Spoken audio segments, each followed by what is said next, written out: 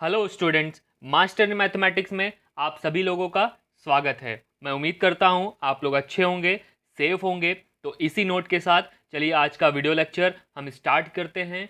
जैसा कि आपने हमारा पिछला लेक्चर वेक्टर अलजेब्रा का जो 5th लेक्चर था वो देखा होगा, उसमें हम लोगों ने वेक्टर का एडिशन करना सीखा था थ्रू ट्राइंगल लॉ से। ठीक है, तो एक तरीका तो वो होता है ट्राइंगल लॉ, जिससे हम लोग वेक्टर्स को ऐड करते हैं। जो सेकेंड मेथड है हमारे पास वो है parallelogram law of vector addition. ठीक है, आप देख पा रहे होगे कि बहुत कुछ ये इंग्लिश में लिखा हुआ है। ठीक है, अब इसका मतलब हम लोग समझते हैं। एक नीचे आपको फिगर भी दिख रहा है। ठीक है, इसका भी मतलब हम लोग देखते हैं क्या है और स्टार्ट करते हैं। पहले हम समझेंगे नहीं, पहले एक कॉन्सेप्ट से समझते हैं, फिर बाद में हम इसकी डेफिनेशन पे आते हैं। ठीक है, तो स्टार्ट करते हैं हम लोग। ये फिगर आपको दिख रहा होगा, ये एक रिवर का फिगर है। ठीक है, एक रिवर ले लेते हैं, ये है एक रिवर। ठीक है, अब इस रिवर का जो फ्लो है वो इस किस डायरेक्शन में है उसका फ्लो। मान लेते हैं कि रिवर इस डायरेक्शन में फ्लो कर रही है। ठीक है, रिवर इस डायरेक्शन में अपना फ्लो कर रही है।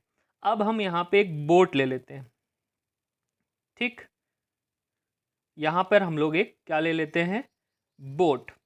और बोट का जो इंजन है उसकी वेलोसिटी इस डायरेक्शन में है। ठीक है, आई होप इतना क्लियर है। अब उसके बाद अब आप बताओ कि अगर ये बोट को इस ए एंड से इस बी एंड की तरफ अगर जाना हो, ठीक है, ये मूव कर रही है, इसकी वेलोसिटी इस डायरेक्शन में है। ठीक है, और जो रिवर है उसका जो वाटर का फ्लो है वो इस डायरेक्शन में है, हमारा इधर ए टू सी की डायरेक्शन है, मान लेते हैं इस डायरेक्शन में। ठीक है, तो अब आप बताओ कि क्या बोट इस तरीके से यहाँ पे ही एग्जैक्ट पहुंचेगी। ठीक, ऐसा नहीं होगा। क्यों? क्योंकि ये जो फ्लो है, ये जिस वेलोसिटी के साथ ये रिवर फ्लो कर रही है, इसका वाटर जो स्पीड के साथ जा रहा है, अब आप देखो कि थोड़ा तो यहाँ पे इस साइड मूव करेगी। कहीं ना कहीं जो रिजल्टेंट आएगा, जो वेलोसिटी बोट को मिल रही होगी, वो कहीं ना कहीं इस डायरेक्शन में आएगी।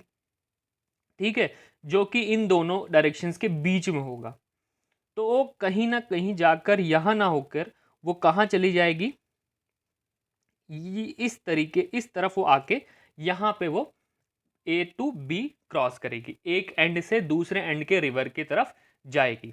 ठीक है, अब हमें ये तो पता चल गया इनकी वजह से, क्योंकि हम नॉर्मली जानते हैं कि इन्हीं के बीच में आएगी उसकी डायरेक्शन। पर वेरी एक्यूरेट और प्रिसाइज हम नहीं पता लगा पाएंगे कि किधर जाएगी। इसीलिए लॉज है हमारे पास, और वो लॉ है parallelogram law of vector addition. अगर ये लॉ लगाएंगे हम लोग तो काफ़ी प्रिसाइज हमें मिलेगा। ठीक है, एग्जैक्ट हमें मिल जाएगा कि डायरेक्शन क्या होगी और उसका मैग्नीट्यूड क्या आने वाला है। ठीक है, तो अब पढ़ते हैं हम लोग parallelogram law of vector addition. तो ये क्या कहता है कि अगर दो vector act along two adjacent, adjacent मतलब अगल बगल वाली जो साइड होती है, ठीक है, एडजेसेंट ऑफ अ पैरेललोग्राम। ठीक है, हमें पता है कि पैरेललोग्राम ये होता है। ठीक, ये हो गया हमारा पैरेललोग्राम, जिसकी having magnitude equal to the length of the side. जो हमारे वेक्टर्स होंगे उनका जो मैग्नीट्यूड होगा वो पैरेललोग्राम की एडजेसेंट साइड, मान लेते हैं एक साइड ये और ये साइड ये ले लेते हैं एडजेसेंट साइड्स। तो जो वेक्टर होंगे उनका मैग्नीट्यूड इन एडजेसेंट साइड्स के इक्वल होगा। ये यहाँ तक कहने का मतलब ये था। Both pointing away from a common vertex, ये एक कॉमन वर्टेक्स है उनके लिए, और ये दूर पॉइंट कर रहा है। ठीक है, अवे पॉइंट कर रहा है कॉमन वर्टेक्स से। यहां तक आई होप क्लियर है। Then the resultant is represented by, तो इनका रिजल्टेंट कहां पे रिप्रेजेंट होगा, वो पैरेललोग्राम का जो डायगनल आएगा, जो कि ये डायगनल है, ये रिजल्ट ये हमारा क्या करेगा, रिप्रेजेंट करेगा रिजल्टेंट को। तो हैविंग द कॉमन वर्टेक्स, और वो कॉमन वर्टेक्स के ही थ्रू पास होगा। ठीक है, ये चीज वो कह रही है। अब हम यही एग्जांपल ले लेते हैं। जैसे मान लो हमारे पास दो वेक्टर हैं। एक वेक्टर है हमारे पास ए, मान लिया। ठीक है, और उसकी डायरेक्शन हमको क्या मिल गई, ठीक, यहाँ से यहाँ पॉइंट कर रही है, ए से बी की तरफ पॉइंट कर रही है। एक हमारे पास अगर हम ले लेते हैं, कहीं है हमारे पास बी। ठीक, इसकी कोई एक डायरेक्शन होगी। ठीक है, अभी बाद में हम लेते हैं पॉइंट तो इजी पड़ेगा। इसकी डायरेक्शन यहाँ से इस तरफ की डायरेक्शन को पॉइंट कर रही है। अब अगर यही चीज़ क्या कह रहा है, अगर ये दो वेक्टर को हम कुछ एडजेसेंट साइड्स के इक्वल करवा लें पैरेललोग्राम के, तो सिमिलरली अगर यहाँ पे देखो फ्री वेक्टर का यूज़ करो। अब ये जो वेक्टर ए था वो मैंने यहाँ पे लगा दिया, ठीक है, और इसका जो फ्लो था वो सॉरी इसका जो बी पार्ट है हमारा बी वेक्टर है, अगर हमने यहाँ पे रिप्रेजेंट कर लिया उसको इसी डायरेक्शन में एज अ फ्री वेक्टर, इसको हम मूव करके कहाँ पे ले आए, इस कॉमन वर्टेक्स के पास ले आए, तो हमारा ये क्या हो जाएगा, बी। अब इनका कहने का मतलब था, ये लॉ ये कहता था कि अगर दो वेक्टर एक्ट करेगा एडजेसेंट साइड्स ऑफ पैरेललोग्राम, तो पैरेललोग्राम आप ड्रॉ कर सकते हो, जो सेम लेंथ का होगा वो यहाँ पे आप बना सकते हो, ठीक, और ये आपका ऐसे हो जाएगा, ठीक है, लेवल कर दो ए बी सी और ये रहा डी, ठीक है।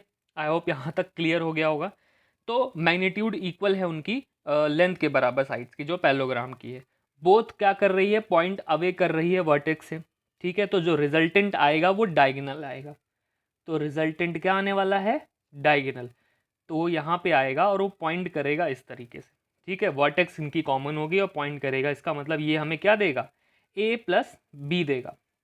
तो बेसिकली जो मेरा ये फिगर बनाने का मतलब था कि आप देखो कुछ सिमिलरली ऐसे ही है, ठीक है, तो यही इस केस में हम लोग parallelogram law of vector addition लगा सकते हैं, ठीक है, क्योंकि स्पीड के साथ मूव कर रही है और स्पीड में अगर मैं डायरेक्शन दे दूं तो वो वेलोसिटी बन जाएगी, और वेलोसिटी एक वेक्टर क्वांटिटी है, तो वेक्टर का ही एडिशन हम पढ़ना सीख रहे हैं।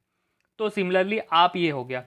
अब अगर आप देखो तो यहाँ पे इस चीज़ को आप triangle law of vector addition से भी प्रूव कर सकते हो। इस बी को अगर आप देखो तो एक्चुअली कुछ नहीं, अगर फ्री वेक्टर की तरह मूव कराऊँ तो ये भी तो वी हुआ, तो ये बी वेक्टर है जो कि इस डायरेक्शन में पॉइंट करेगा, ठीक है।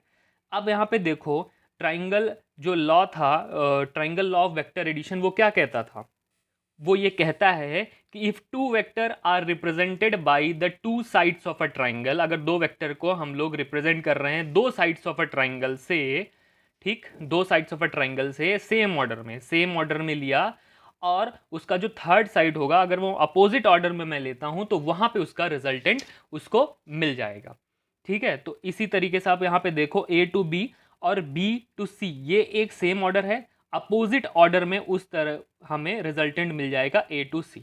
तो आप देखो इस तरीके से भी ये चीज़ वेरीफाइड है, parallelogram law of vector addition, ठीक है। यहाँ तक आई होप कोई दिक्कत नहीं है। अगर आप इसी चीज़ को देखो, यहाँ पे ए को मूव कराओ, कोई कहना चाह रहा है कि चलो हम बी को नहीं मूव करा रहे हैं, ए को मूव करा रहे हैं, तो देखो ए को यहाँ पे ए वेक्टर है ये, अगर इसको फ्री कराओ तो यहाँ तक मूव करेगा, और आपको पता है कि पैरेललोग्राम में अपोजिट साइड्स इक्वल होती हैं, पैरेलल होती हैं, तो फ्री वेक्टर की तरीके से ये यूज़ हो सकता है और ये ए हो जाएगा। अब आप यहाँ से देखो A to D and D to C ये सेम है, ठीक, सेम ऑर्डर में लिया है इस तरीके से, तो जो रिजल्टेंट आएगा वो अपोजिट इस डायरेक्शन में आएगा, ठीक है, एंटी क्लॉकवाइज। तो देखो यहाँ ए सी हमें दे रही है इनका, और ये भी आएगा हो जाएगा बी वेक्टर प्लस ए वेक्टर आएगा, ठीक है। अभी अगले लेक्चर में जब मैं बताऊंगा कि प्रॉपर्टीज़ क्या होती हैं एडिशन ऑफ वेक्टर्स की, तो उसमें मैं बता दूंगा कि ये चीज़ एक ही होती है, अलग नहीं होती है, ठीक है। ये हम वहाँ पे प्रूव भी करेंगे और दिखाएंगे आपको कि कैसे होता है। तो आई होप क्लियर है, यही होता है parallelogram law of vector addition. तो अब आप समझ गए हो कि अगर आपको कोई भी दो वेक्टर आपको देगा तो आप उसको ऐड कर पाओगे, ठीक है। यहाँ में कोई प्रॉब्लम नहीं है, आप सिमिलरली इसको ऐड कर सकते हो। अभी इसकी प्रॉपर्टीज़ में बताऊंगा, आप दो के साथ तीन चार और भी ऐड कर सकते हो, दो ऐड कर सकते हो, तो उसके अलावा भी आप ऐड कर सकते हो इन्हीं दोनों लॉ, जो ट्राइंगल लॉ है पैरेललोग्राम लॉ है, इनकी हेल्प से। तो ये दोनों लॉ आई होप अंडरस्टैंड हो गए होंगे अगर आपने पूरी वीडियो देखी है हमारे दोनों लेक्चर्स को। तो इसी के साथ आज का लेक्चर ख़त्म होता है। जय हिंद।